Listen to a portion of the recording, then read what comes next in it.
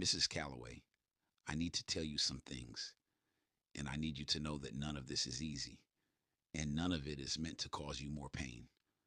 But new evidence has come to light, and given the legal process that's about to unfold, I felt it was important you hear it from us directly before it becomes public. Renee's hand tightened around the phone. What evidence? DNA testing that wasn't available or wasn't properly utilized at the time of the original trial. We've also identified significant problems with the original investigation. Suppressed witness statements, a jailhouse informant who later admitted to fabricating his testimony in exchange for a reduced sentence. Say it, Renee said. Her voice had gone flat, the way it did when she was holding something back by force.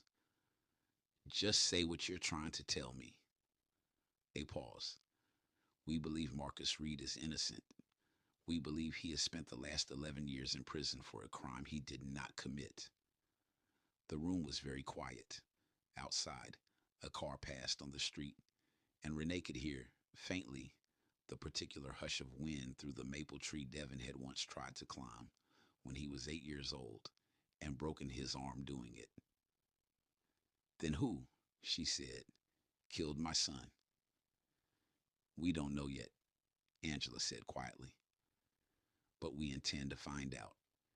And Mrs. Calloway, I have to tell you, given what we've uncovered, we believe the real investigation into your son's murder never actually happened.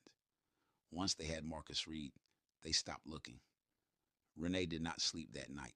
She sat in her kitchen with the cold coffee and the yellowed clipping, and for the first time in 11 years, she let herself really look at the case the way she should have looked at it from the beginning. Not as a grieving mother desperate for an answer, but as someone asking hard questions. She remembered now things she had pushed down at the time.